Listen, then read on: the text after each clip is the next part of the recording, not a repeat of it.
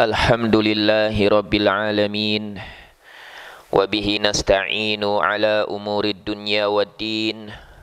Wassalatu wassalamu ala ashrafil anbiya'i wal mursalin. Nabiyyina wa habibina Muhammadin wa ala alihi wa sahbihi ajma'in. Allahumma la ilma lana illa ma 'allamtana innaka antal alimul hakim. Rabbi shrah li sadri wa yassir li amri wahlul 'uqdatan min lisani yafqahu qawli, amma ba'd. Jamaah kaum muslimin yang dimuliakan Allah Subhanahu wa taala, alhamdulillah kita pada pagi hari yang berbahagia ini masih diberikan kesempatan untuk melanjutkan kajian kita terhadap kitab Riyadhus Shalihin, buah karya dari Al-Imam An-Nawawi rahimahullahu ta'ala. Dan kita masih membahas bab yang pertama, yaitu babul ikhlas wa ihdarin niyah, bab tentang keikhlasan dan menghadirkan niat. Adapun hadis yang akan kita bahas pada pagi hari ini adalah hadis yang kedua dari bab yang pertama ini. Hadis an ummil mu'minin, dari ummul mu'minin Ummi Abdillah Aisyah radhiyallahu anha qalat, qala Rasulullah sallallahu alaihi wasallam, yaghzu jayshul ka'bata fa idza kanu bi baida'a minal ardi yukhsafu bi awwalihim wa akhirihim. Qalat, qultu ya Rasulullah, kaifa yukhsafu bi awwalihim wa akhirihim wa fihim aswaquhum wa man laysa minhum? Qala yukhsafu bi awwalihim wa akhirihim thumma yub'atsuna ala niyatihim. Muttafaqun alaih, wa hadha lafzul Bukhari. Hadis yang kedua ini dari Ummul Mukminin Ummu Abdillah Aisyah radhiyallahu anha, semoga Allah meridhoinya. Qalat, Aisyah berkata, qala Rasulullah sallallahu alaihi wasallam, Rasulullah sallallahu alaihi wasallam bersabda, yaghzu jayshul ka'bata, akan ada pasukan yang menyerang Ka'bah. Fa idza kanu bi baida'a minal ard, namun ketika pasukan itu berada di tanah lapang yang tandus, yukhsafu bi awwalihim wa akhirihim, pasukan tersebut ditenggelamkan dari yang pertama sampai yang terakhir. Qalat, Aisyah radhiyallahu anha berkata, qultu, aku bertanya, ya Rasulullah, wahai Rasulullah, kaifa yukhsafu bi awwalihim wa akhirihim, bagaimana mungkin ditenggelamkan dari yang pertama sampai yang terakhir, wa fihim aswaquhum wa man laysa minhum, sedangkan di antara mereka ada pasar-pasar mereka dan orang yang tidak termasuk mereka. Qala, Nabi sallallahu alaihi wasallam menjawab, yukhsafu bi awwalihim wa akhirihim, pasukan itu ditenggelamkan dari yang pertama dan yang terakhir, thumma yub'atsuna ala niyatihim, kemudian mereka akan dibangkitkan sesuai dengan niat mereka. Muttafaqun alaih, hadis ini muttafaqun alaih, diriwayatkan oleh Al-Imam Al-Bukhari dan Al-Imam Muslim. Hanya saja lafadz ini adalah lafadznya Al-Imam Al-Bukhari. Jamaah kaum muslimin yang dimuliakan Allah Subhanahu wa taala, hadis yang mulia ini dari Ummul Mukminin. Ummul Mukminin yang dimaksud di sini adalah Aisyah radhiyallahu anha, karena beliau termasuk salah satu dari istri-istri Nabi sallallahu alaihi wasallam. Dan seluruh istri-istri Nabi sallallahu alaihi wasallam diberi kunyah dengan Ummul Mukminin. Sebagaimana Allah Subhanahu wa taala berfirman, wa azwajuhu ummahatuhum. Istri-istri Nabi itu adalah ibu-ibu bagi orang-orang yang beriman. Maka istri-istri Nabi sallallahu alaihi wasallam ibarat ibu bagi orang yang beriman, ibarat ibu bagi kita, maka kita harus mengagungkannya, menghormatinya, dan tidak boleh menikahinya. Karena istri-istri Nabi sallallahu alaihi wasallam ini yang akan menjadi istri-istri Nabi di surga nanti. Sebab seorang wanita akan menemani suaminya di surga, yaitu suami yang terakhir yang dinikahinya. Sebagaimana hal ini disebutkan dalam hadis Nabi sallallahu alaihi wasallam bersabda, al-mar'atu li akhiri azwajihi. Seorang wanita itu akan menjadi istri terakhir bagi suaminya. Sehingga ketika ada wanita yang menikah kemudian suaminya meninggal dunia, wanita ini menikah lagi yang kedua kalinya. Kemudian misalkan suami yang keduanya ini meninggal dunia lagi, dia menikah lagi yang ketiga kalinya, dan suami yang ketiga ini menjadi suami yang terakhir. Maka menurut hadis ini, suami yang ketiga itulah yang akan menjadi suaminya di surga nanti.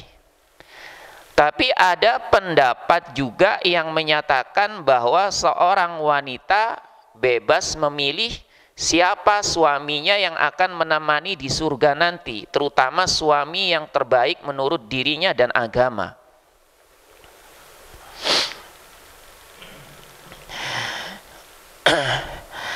Kemudian perbedaan antara istri-istri Nabi yang diibaratkan seperti ibu bagi orang-orang yang beriman dengan ibu kandung kita. Perbedaannya, kalau istri-istri Nabi sallallahu alaihi wasallam walaupun diibaratkan seperti ibu bagi orang yang beriman, tetap kita tidak boleh memandangnya. Dan juga tidak boleh berkholwat berdua-duaan dengannya. Maka dari itu hal ini tidak pernah dilakukan oleh para sahabat Nabi sallallahu alaihi wasallam. Adapun ibu kandung kita, kita diperbolehkan untuk memandangnya dan juga berkholwat, berdua-duaan dengan ibu kita. Ini adalah perbedaannya. Adapun persamaannya, sama-sama tidak boleh untuk dinikahi, harus dihormati dan diagungkan. Ummu Abdillah ini juga kunyahnya Aisyah radhiyallahu anha. Ada yang menyatakan bahwasanya Aisyah ini pernah memiliki atau mengandung seorang anak tapi keguguran. Kemudian diberi nama Abdillah yang setelah itu dijadikan kunyah oleh beliau radhiyallahu anha. Ada juga ulama yang menyatakan bahwasanya Aisyah tidak pernah sama sekali mengandung. Tapi beliau diberi kunyah Ummu Abdillah, dipilih nama Abdullah ini karena Abdullah ini ahabbul asma ilallah, sebaik-baiknya atau nama yang paling dicintai oleh Allah Subhanahu wa ta'ala. Adapun dalam kitab Dalilul Falihin dijelaskan bahwa yang memberikan kunyah dengan Ummu Abdillah adalah Nabi Shallallahu Alaihi Wasallam. Beliau diberi kunyah dengan Ummu Abdillah karena Abdillah ini putra dari saudarinya yaitu Asma yang memiliki anak bernama Abdullah bin Az-Zubair. Qalat Aisyah radhiyallahu anha berkata, qala Rasulullah sallallahu alaihi wasallam, Rasulullah sallallahu alaihi wasallam bersabda, yaghzu jaisyul Ka'bah, akan ada pasukan yang menyerang Ka'bah. Akan ada pasukan yang menyerang Ka'bah.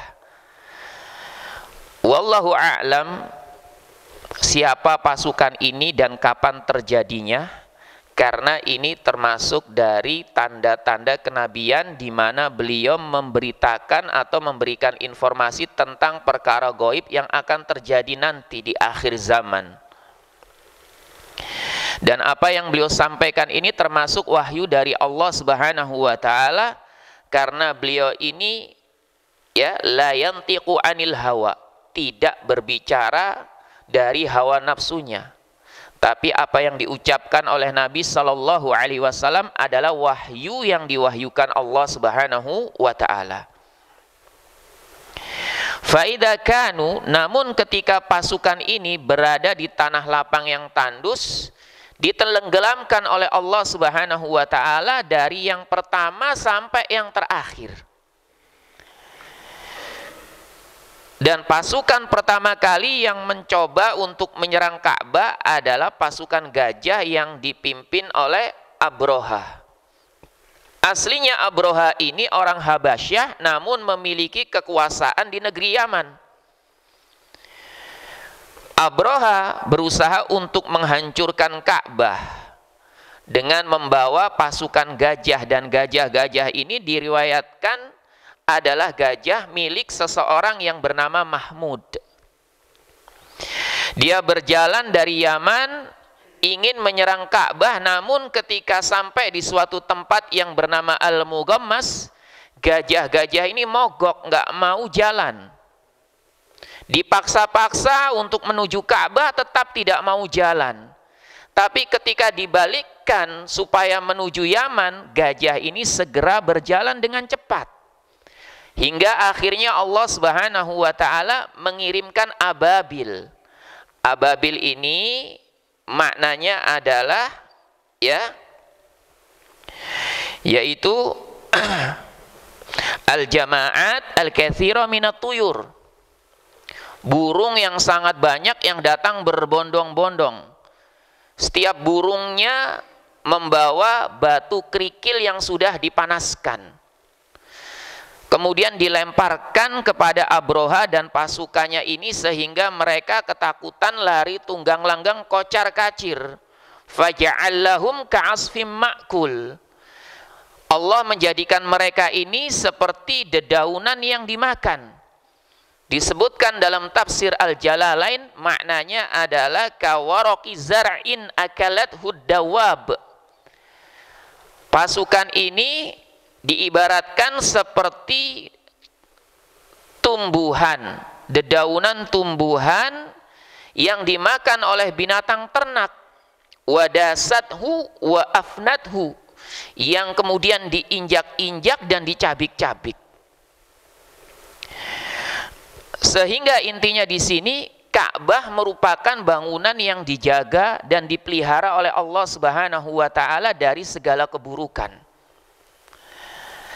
Tapi di akhir zaman nanti ada pasukan yang berupaya untuk menyerang Ka'bah lagi. Namun Allah tenggelamkan sebagai bentuk penjagaan Allah Subhanahu wa taala kepada Ka'bah musyarrafah ini. Namun disebutkan dalam riwayat bahwasanya ketika di hari kiamat nanti Ka'bah ini pun juga akan hancur, dan yang menghancurkan juga orang Habasyah.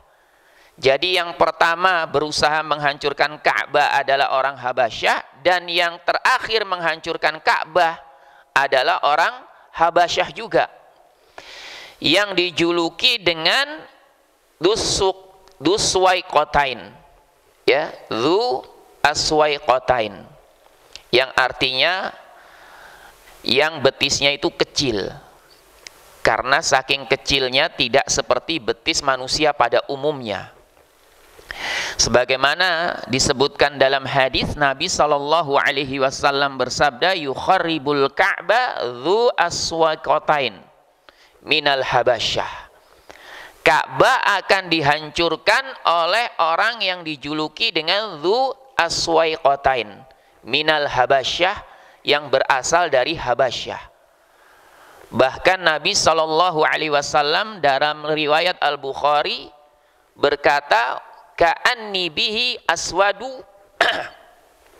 wa afhaja, ya, ya'laquha hajaran hajaran. Kata Nabi Shallallahu Alaihi Wasallam, seakan-akan aku melihat orang ini, orang Habasyah ini, aswada, yang sangat hitam kulitnya, wa afhaja, dan kakinya renggang karena betisnya kecil. Ya'laquha hajaron hajaron, dia melepas batu Ka'bah, ya, satu persatu sampai tidak ada yang tersisa. Ini akan terjadi di hari kiamat nanti. Tapi sebelum datangnya hari kiamat, diberitakan oleh Nabi Shallallahu Alaihi Wasallam dalam hadis yang mulia ini, akan ada pasukan yang juga berusaha menghancurkan Ka'bah. Namun mereka ditenggelamkan. Sehingga hal ini menjadikan Aisyah radhiyallahu anha bertanya, wahai Rasulullah, bagaimana mungkin mereka ini ditenggelamkan dari yang pertama sampai yang terakhir? Sedangkan di antara mereka ada pasar-pasar mereka. Di sini ada dua penafsiran dari para ulama. Yang dimaksud dengan pasar-pasar mereka yaitu ahlu aswaqihim, orang-orang yang ada di pasar mereka. Sebagaimana hal ini dijelaskan oleh Al-Imam Al-Bukhari rahimahullahu ta'ala. Kemudian penafsiran yang kedua, yang dimaksud dengan aswaquhum adalah as-suqah. As-suqah ini maknanya adalah ammatun nas, yaitu manusia pada umumnya atau orang-orang yang fakir, rakyat jelata, yang tidak ikut-ikutan bersama pasukan mereka sebenarnya, tapi tetap ditenggelamkan oleh Allah Subhanahu wa ta'ala bersama orang-orang yang zalim yang berusaha menghancurkan Ka'bah ini. Maka di sini ada himbauan, seorang muslim hendaknya tidak dekat-dekat dengan orang yang zalim, dengan orang-orang pelaku maksiat. Karena jika Allah Subhanahu wa ta'ala memberikan hukuman kepada mereka, maka semuanya akan kena, tidak pandang bulu. Dia ini orang yang zalim, dia ini pelaku maksiat, atau dia orang yang soleh, orang yang baik. Allah akan memberikan hukuman yang sama, karena keberadaan orang-orang yang soleh ini bersama orang-orang yang zalim. Sebagaimana Allah Subhanahu wa ta'ala berfirman, wattaqu fitnatan la tusibanna alladhina zalamu minkum khassah. Dan jagalah diri kalian dari fitnah, dari siksaan, dari musibah yang tidak khusus menimpa orang yang zalim di antara kalian saja, tapi semuanya akan kena. Semuanya akan kena.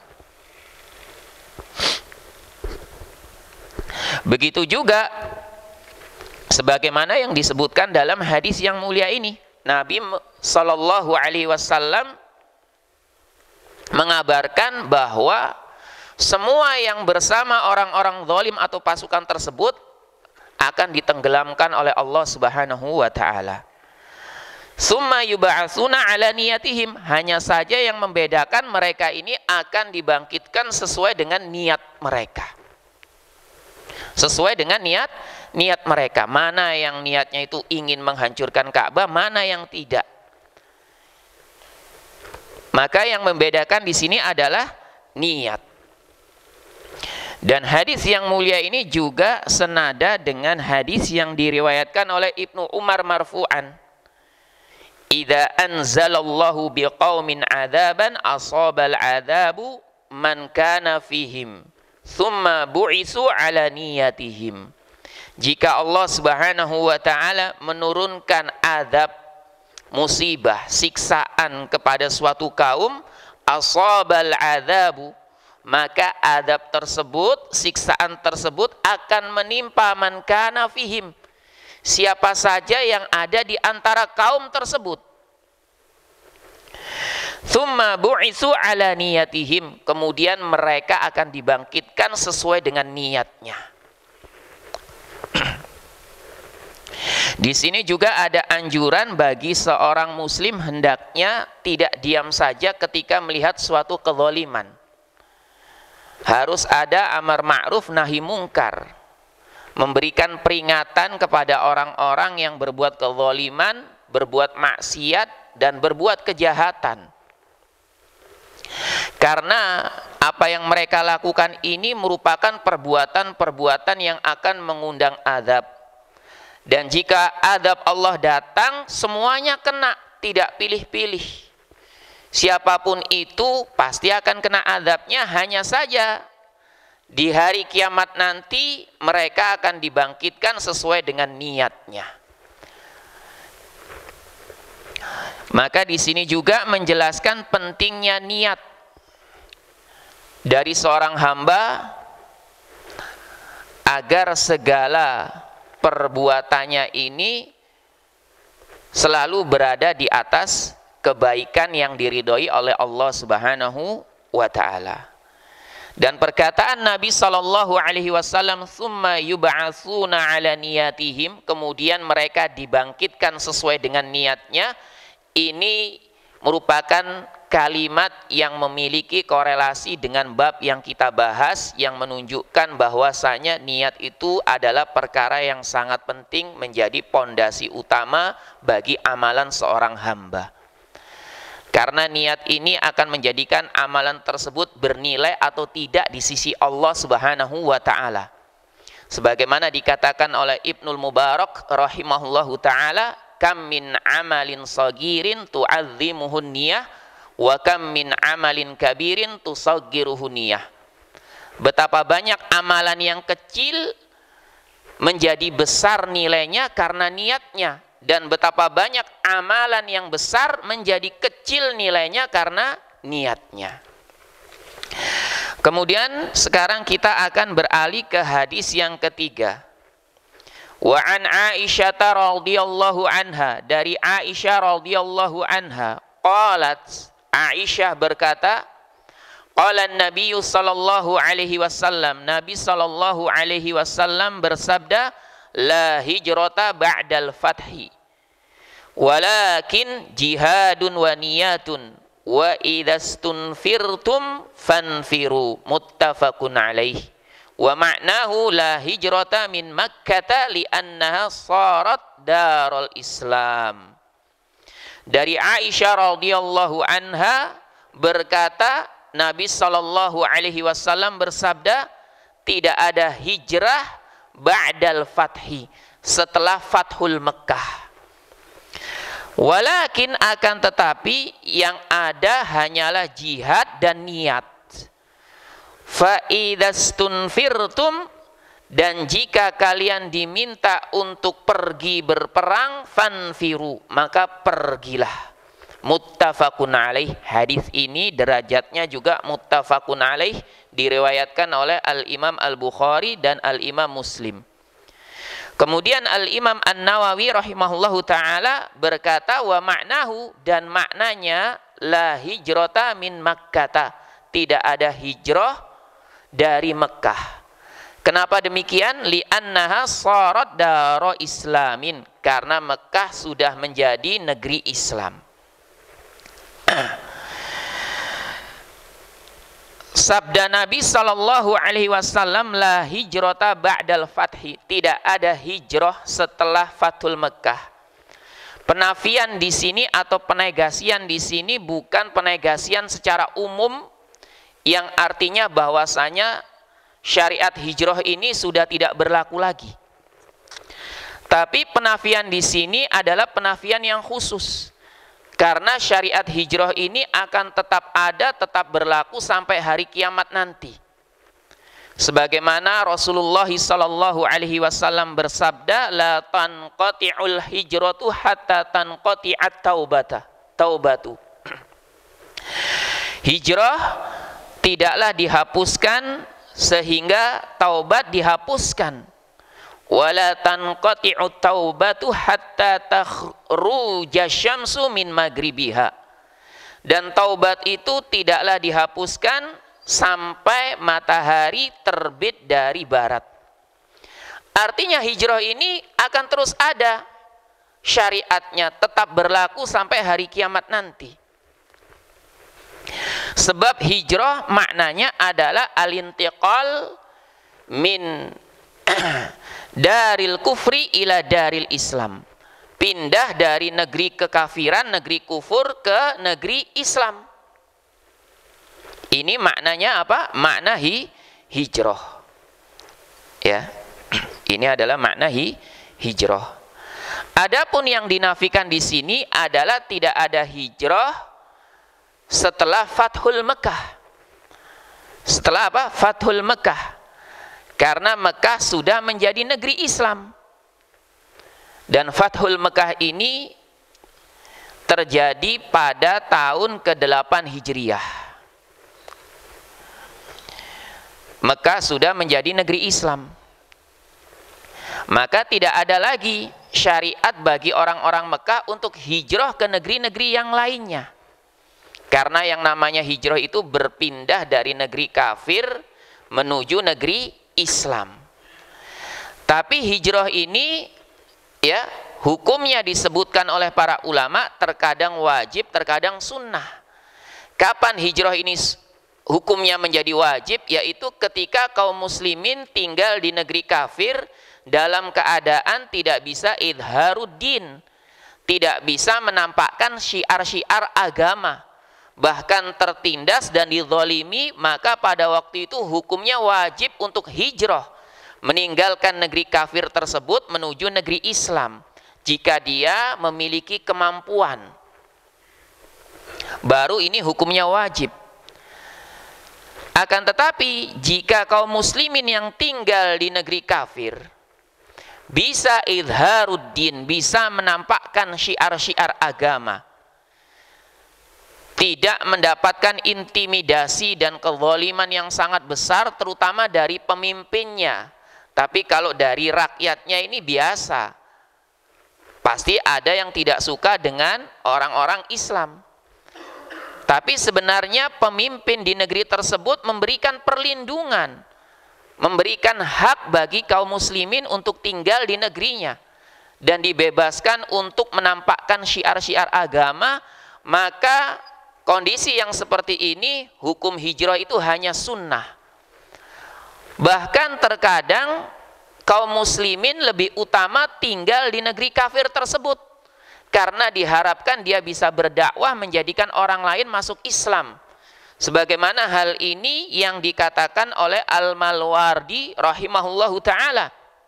Beliau berkata, idza qadara ala idharid din fi baladin min biladil kufri fal iqamatu fiha afdalu minarihla minha. Jika seorang muslim mampu untuk menampakkan syiar-syiar agamanya di negeri-negeri kufur, negeri-negeri kafir, fal iqamatu fiha, maka berdiam di negeri tersebut afdalu, lebih utama daripada meninggalkan negeri tersebut. Karena diharapkan bisa menarik orang lain untuk masuk Islam. Sehingga hijrah ini hukumnya bukan hanya satu tapi juga sunnah. Ya. Kemudian di dalam hadis yang mulia ini juga menjelaskan bahwa Mekah ini selama-lamanya akan menjadi negeri Islam. Dan ini merupakan karunia dari Allah Subhanahu wa ta'ala. Sehingga syariat hijrah bagi orang-orang Mekah sudah tidak ada. Yang ada bagi mereka adalah jihad. Jihad fi sabilillah. Maka ketika mereka pergi meninggalkan negerinya, tidak lain tujuannya hanya untuk jihad, wa niyat, dan berniat. Dan niat yang dimaksud di sini adalah niat yang benar untuk berjihad fi sabilillah. Yaitu seorang muslim berniat ketika berjihad tujuannya adalah untuk meninggikan kalimat Allah Subhanahu wa ta'ala. Kemudian sabda Nabi sallallahu alaihi wasallam, wa idastunfirtum fanfiru, dan jika kalian diminta untuk pergi berperang maka pergilah. Jika kaum muslimin ini diminta untuk pergi berperang oleh pemimpin muslimnya untuk berjihad fi sabilillah, maka dia harus pergi, kecuali orang-orang yang mendapatkan udzur syar'i. Ya, mendapatkan apa? Udzur syar'i. Maka ketika diminta oleh pemimpin muslim untuk berperang, perang di sini hukumnya menjadi fardu ain. Siapapun yang mampu untuk ikut serta maka dia wajib untuk ikut, kecuali jika memiliki udzur syar'i yang tidak bisa dirinya ikut serta berperang ya fi sabilillah. Kemudian juga jihad itu hukumnya fardu ain ya ketika negeri kaum muslimin itu dikepung oleh orang-orang kafir yang ingin merebut negeri Islam tersebut. Dalam kondisi ini hukum berjihad juga fardu ain. Bahkan dikatakan oleh Syekh Utsaimin rahimahullahu ta'ala, para wanita dan juga orang-orang tua yang memiliki kemampuan untuk ikut serta diwajibkan untuk ikut berperang membela negerinya yang sedang dikepung tersebut. Yang ketiga, jihad itu hukumnya fardu ain ketika pasukan kaum muslimin sudah berhadap-hadapan dengan pasukan orang-orang kafir. Maka di sini hukumnya orang-orang yang sudah berada bersama pasukan kaum muslimin ini menjadi fardu ain untuk berjihad melawan orang-orang kafir, tidak boleh lari. Karena jika dia lari dari medan jihad, maka dia akan menjadi orang termasuk yang melakukan 7 dosa yang membinasakan. Yang keempat, jihad itu menjadi fardu ain ketika ada senjata-senjata yang digunakan untuk bertempur hanya bisa digunakan oleh orang-orang tertentu. Maka orang-orang tertentu ini yang mampu menggunakan senjata tersebut hukumnya fardu ain untuk ikut berjihad fisabilillah. 4 keadaan inilah yang menjadikan jihad itu hukumnya fardu ain. Adapun selain 4 perkara ini hukumnya hanya fardu kifayah. Ya. Bahkan sebagian dari ahlul ilmi, dari ulama, ya, ada yang mewajibkan bagi kaum muslimin di antara mereka untuk berjihad dalam setahun itu sekali. Dalam setahun berapa? Sekali. Tapi sepertinya ini sudah tidak mungkin. Ya, sepertinya ini tidak mungkin. Tapi sebenarnya ini merupakan perkara yang dikatakan wajib oleh ahlul ilmi untuk melawan musuh-musuh Allah yang tujuannya adalah litakuna kalimatullahi hiyal ulya. Tujuannya untuk meninggikan kalimat Allah agar menjadi tinggi di muka bumi ini. Ya.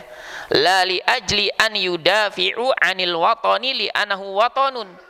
Jihadnya itu bukan karena untuk membela negeri di mana negerinya itu adalah negeri yang ditinggalinya, bukan semata-mata hanya untuk membela negeri saja. Ya. Li'anna difa'a 'anil watani min haitsu huwa watanun yakunu minal mu'mini wal kafir. Karena berperang dalam rangka untuk membela negeri, di mana negeri tersebut adalah karena negeri yang dicintainya, maka ini juga dilakukan oleh orang yang beriman dan juga oleh orang kafir. Orang kafir mereka berperang membela negerinya juga. Kenapa? Karena mereka cinta terhadap negerinya, bukan karena agamanya. Ya. Hatta al-kuffar yudafi'una an awtanihim lakin al-muslima yudafi'u an dinillah. Ya. Bahkan orang-orang kafir itu mereka berperang membela negeri-negeri mereka. Akan tetapi orang muslim itu ketika berperang dia membela agama Allah. Membela apa? Agama Allah. Ya. Fayudafi'u an watanihi la li'annahu watanuhu. Orang muslim itu ketika berperang membela negerinya bukan karena itu semata-mata negerinya. Walakin li'annahu baladun islami, akan tetapi karena negerinya itu adalah negeri Islam. Fayudafi'u anhu himayatan lil Islam. Ketika dia berperang membela negerinya, ya, himayatan lil Islam, tujuannya untuk menjaga Islamnya. Ini yang membedakan antara orang muslim dan orang kafir. Maka berperang untuk tujuan membela negeri saja, bukan karena membela Islamnya, bukan karena takut jika orang-orang kafir itu menguasai negeri kita maka negeri kita ini akan menjadi negeri kafir seutuhnya. Ya, murni berperangnya misalkan hanya karena nasionalisme atau kesukuan, maka ini ya tidak akan bernilai di sisi Allah Subhanahu wa taala. Karena hal ini juga dilakukan oleh orang yang beriman dan juga oleh orang kafir. Kapan bernilai di sisi Allah? Ketika dia berperang untuk membela agamanya, untuk membela negerinya karena negeri Islam. Kalau misalkan dikuasai oleh orang kafir, ya dikhawatirkan negerinya akan menjadi negeri kafir seutuhnya sehingga orang-orang Islam tidak bebas lagi menjalankan agamanya. Baru yang seperti ini akan mendapatkan pahala. Dan diharapkan jika dia mati maka mati syahid. Oleh karena itu di sini kita harus mengetahui, ya kalau ada yang misalkan mengompor-ngompori ya untuk ribut dengan Malaysia hanya karena apa? Misalkan hanya karena misalkan mempertahankan ini budaya kita, ya ini kesenian kita, kemudian berperang tujuannya hanya untuk itu saja. Ini tidak akan menjadikan mati syahid, tapi mati sangit, konyol. Karena yang diperangi Malaysia itu juga, ya mereka ini adalah orang-orang Islam. Mereka ini adalah orang-orang Islam. Ya, begitu juga ketika misalkan ada suku A dengan suku B berperang. Padahal sama-sama Islam, walaupun sama-sama mengucapkan Allahu Akbar, tapi semuanya itu sia-sia, tidak bernilai di sisi Allah Subhanahu wa taala karena dasarnya memang bukan untuk membela Islam, tapi membela kesukuannya. Kalaupun mati, ini mati ya konyol, mati sangit, bukan mati syahid. Bahkan bisa jadi dia juga masuk neraka walaupun dia mati. Karena apa? Karena disebutkan dalam hadis bahwa ya al-qatil wal maqtul finnar. Orang yang membunuh dan yang dibunuh itu di dalam neraka. Kenapa demikian? Karena kedua-duanya sama-sama berniat untuk saling membunuh. Maka di sini seorang muslim harus memperhatikan niatnya. Memperhatikan apa? Niatnya dalam segala sesuatu perbuatannya. Agar niatnya ini senantiasa lurus, ikhlas karena Allah Subhanahu wa taala, ikhlas untuk agama Allah Subhanahu wa taala. Baik, sampai di sini saja. Semoga apa yang kita bahas ini bermanfaat bagi kita semua. Kita akhiri, subhanakallahumma wa bihamdik asyhadu an la ilaha illa anta astaghfiruka wa atubu ilaik. Wassalamualaikum warahmatullahi wabarakatuh.